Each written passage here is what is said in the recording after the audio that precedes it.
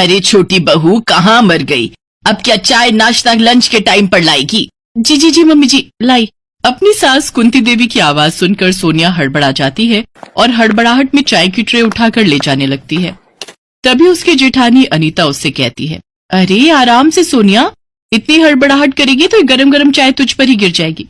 Sonia dining table पर चाय लेकर पहुंची तो उसकी सास चाय पीते ही, ये भी भला कोई चाय है? अरे 2 दिन तुझसे प्यार से बात क्या कर ली, तू तो सर पर ही चढ़ गई हमारे। नहीं नहीं माँ जी, आप गलत सोच रही हैं, ऐसा कुछ नहीं है।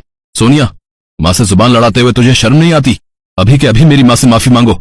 आई एम सॉरी सासू माँ जी। बेचारी सोनिया की शादी को अभी कुछ ही दिन हुए थे और अपने ससुराल वालों का ऐसा रवैया देखकर सोनिया किचन में जाकर रोने लगती है। क्यों रो रो कर अपना कलेजा जलाती है सोनिया? अरे ये लोग तो ऐसे हैं जिन्होंने मेरे शगुन पर चढ़ाया हुआ सारा सामान तक मुझसे वापस ले लिया। कुछ देर बाद सास छोटी बहू को अपने कमरे में बुलाती है। सोनिया बहू, तू जो भी गहने अपनी माँ के घर से लाई है वो सब मुझे दे दे।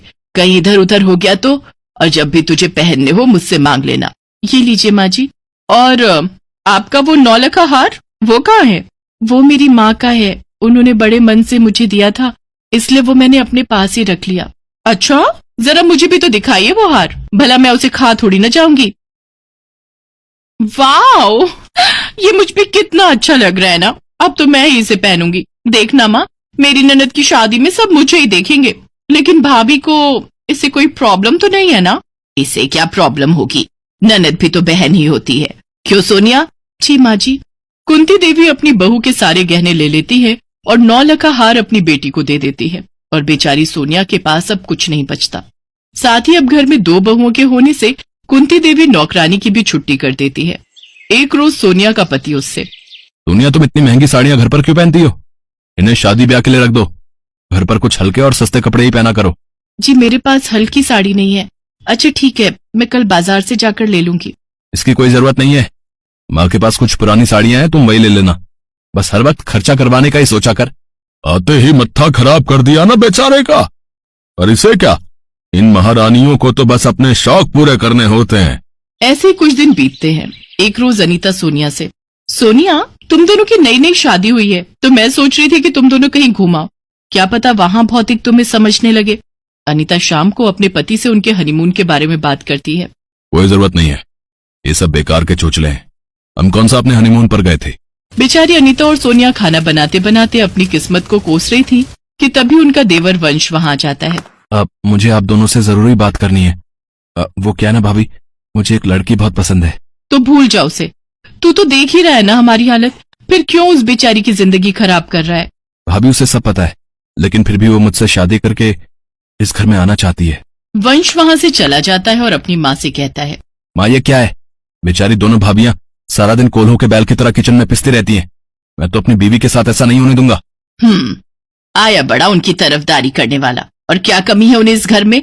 कुंती, मुझे तो लगता है अब इसके पैरों में बेड़ियां डालने का समय आ गया है। मैं कल ही अपने दोस्त सुभाष की बेटी से इसके रिश्ते की बात करता हूँ। इससे पहले कि वो वंश की शादी कहीं और करवाते, वंश कनिका से कोर्ट मैरिज कर उसे अपने घर ले आता है। कनिका पेशे से वकील थी।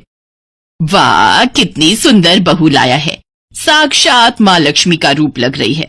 हाँ, ये पूरी सोने के गहनों से जो लदी हुई है। कुंती उन दोनों का स्वागत करती है। वो अपने कमरे में चली जाती है। उसके जाते ही कुंती अपनी दोनों बहुओं से कहती है, ये तुम दोनों ने क्या नौकरानियों जैसी साड़ी पहनी है? जाओ जरा भारी साड़ी पहनो।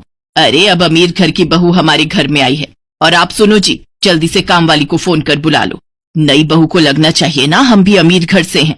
अगले दिन कनिका हाथ में लैपटॉप लेकर हॉल में बैठ जाती है और अपने पति को आवाज देते हुए कहती है, वंश डार्लिंग, मेरे लिए कप कॉफी तो लाना। तुम इसका रंग ढंग देख रही हो कुंती? ये तो हमारे सर पर चढ़ जाएगी। अरे एक बार इसके सारे पैसे हड़प लें, फिर लात मार कर निकालेंगे इसे इस घर से। फिर वो कनिका के पास जाकर कहती है, वाह बहू, अपने काम को लेकर कितनी वफादार है तू। शादी के अगले दिन से ही काम पर जुट गई। क्यों माँ जी, जब लड़के शादी के बाद ही काम पर जा सकते हैं तो लड़कियां क्यों नहीं? अच्छा, वो तेरे माँ बाप नहीं आए? और क्या करते हैं वो? मेरा मतलब है बिजनेस, नौकरी। बस आते ही होंगे। अरे दोनों भाभियों, आप वहां क्यों खड़ी हैं? आइए ना। कुछ देर बाद कनिका के मम्मी पापा वहां आते हैं। अब कनिका और उसके माता पिता दोनों ही उस घर में रहकर कुंती देवी पर अपना हुक्म चलाते हैं। इसके बाद तो कुंती देवी किचन में ही काम करती रहती है। माँ जी, हम आपकी मदद करवा दे? अरे नहीं, मरवाएगी क्या, तुम दोनों जाओ और अपने कमरे में आराम करो। कुछ देर बाद सब लोग आ जाइए, खाना लग गया है। देवरानी जेठानी को यकीन नहीं हो रहा था कि वो अपने ससुराल का वो रूप देख रही थी जिसका उन्होंने बस सपना ही देखा था। महीना पूरा होने के बाद कनिका के पापा वहां से जाने लगते हैं। समधन जी, मुझे अब पूरा यकीन हो गया है कि आप मेरी बेटी का पूरा ख्याल रखेंगी। अब मैं निश्चिंत होकर यहाँ से जा सकता हूँ। इतना कहते ही वो वहां से चले गए, जिसके बाद कुंती देवी फिर से अपने असली रूप में आ गई। अनीता बहू, तुम तीनों जल्दी से जाकर किचन में हम सबके लिए खाना बनाओ। ये आप क्या कह रही हैं मम्मी जी? तभी वहां कनिका के पापा आ जाते हैं। अच्छा, तो ये सच था आपका? बहुओं के साथ ऐसा व्यवहार करते हो आप? अभी बताती हूँ आपको। पुलिस दरवाजे पर ही खड़ी है। नहीं नहीं कनिका, इन सबको माफ कर दो। हाँ कनिका, इन्हें माफ कर दो प्लीज। ये देखिए, आपने जिनके साथ इतना बुरा किया, आज वही आपको बचा रही हैं। हमारे साथ यही होना चाहिए बहू, हमें हमारे किए की सजा मिलनी ही चाहिए। माँ, आप लोगों को अपनी गलती का एहसास हो गया, यही काफी है। हाँ माँ जी, ये सब आप लोगों को सबक सिखाने के लिए था, और अब आप सबको अपनी गलती का एहसास हो गया, यही काफी है। बस फिर क्या था, कनिका के आने के बाद सब के सब सुधर गए। अब इस ससुराल का एक अलग ही रंग था। उस दिन के बाद से उस घर में औरतों पर अत्याचार बंद हो गया और सभी खुशी खुशी एक साथ रहने लगे।